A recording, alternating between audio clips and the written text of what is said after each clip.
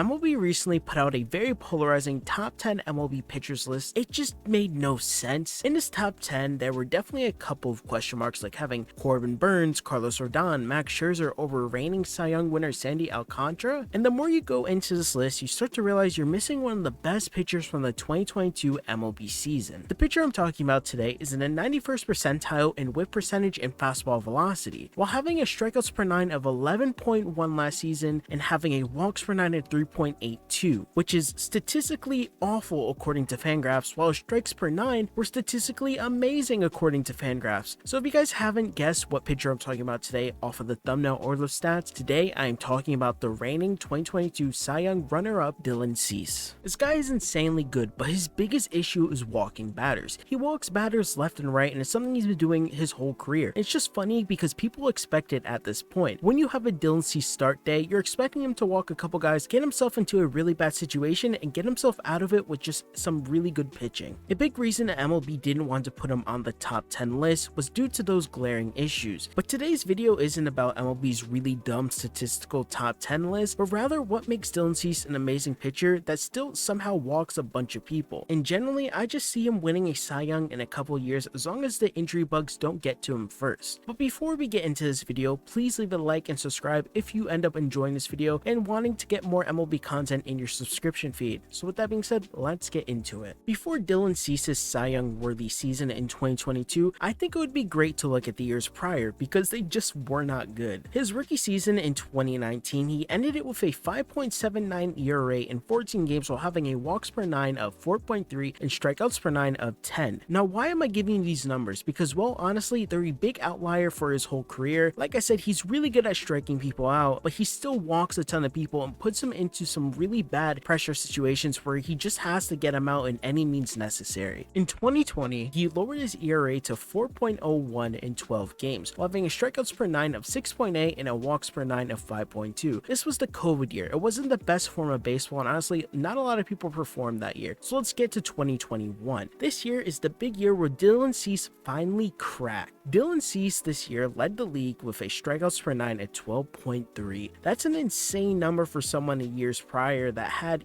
around the 12. He was hovering around there, and he finally broke that double-digit number besides 10. He started to get accustomed to the big leagues this year and pitched for pretty much a full calendar season, but the downside, of course, was his walks per 9. It was a 3.7 while having an ERA of 3.9 in 32 games. Now, 2022 is the big year I want to talk about because this is when Dylan Cease really came into his own. I remember at the start of 2022 season, everyone thought that the White Sox were going to be the best team in baseball. They were guaranteed to make the World Series. But honestly, the team just didn't work out. They had a manager that should have retired years ago, and honestly, they got bit by the injury bug. But there's one person that kept me coming back to this team every couple of days, and that person was Dylan Cease. He found a way to captivate my attention, and a big part of that was he was starting to change his pitching arsenal just a little bit more, and ultimately, it was for the better. Remember how I gave you all those numbers? Well, they're about to make sense right now. In the years prior, Dylan Cease utilized his four-seam fastball almost 50% of the time while using a slider, curveball, and changeup to make up the other 50%. But in 2022, Dylan Cease decided to drop that four-seam percentage all the way down to around 42 to 40% and up the usage of a slider to around 43% from 30, and pretty much got rid of his changeup and used his curveball just a little bit less. This was a game changer for Dylan Cease. He was able to get people caught up with the four-seam fastball at the top of the zone while getting people out low and away with his slider. It immediately showed progress for Dylan Cease and led to his 2022 runner-up Cy Young numbers. In his 2022 season, he barely cut his ERA in half, pitching to a 2.2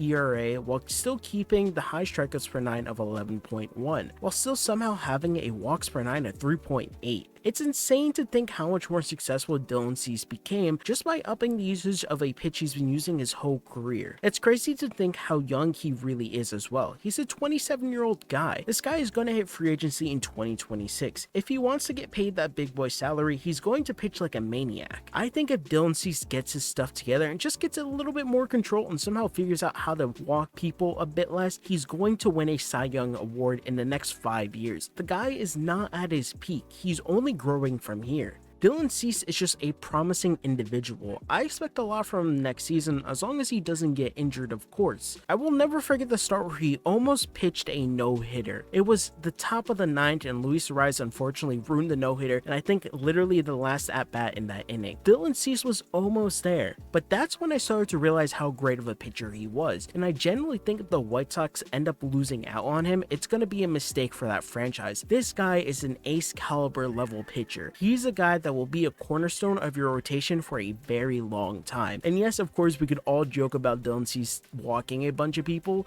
but we cannot discredit him for getting people out and honestly getting himself out of some really bad situations. Do you guys think Dylan Cease will win any type of Cy Young in the next coming years? Do you guys think I'm wrong about Dylan Cease? Am I just like completely oblivious to any other pitcher that's way better than Dylan Cease? Let me know. I generally want to know and understand your guys' opinions because I do read every single comment. With that being said, thank you guys for watching. I do have a SeatGeek code if you want to use it. Jotalks at checkout, you could use it whenever. And honestly, I really appreciate you for watching this video. I'm trying to get 1,000 subs before spring training. I'm currently at 889 when this is recorded. So thank you all for watching this video. Have a great day / night wherever you're watching this. Bye.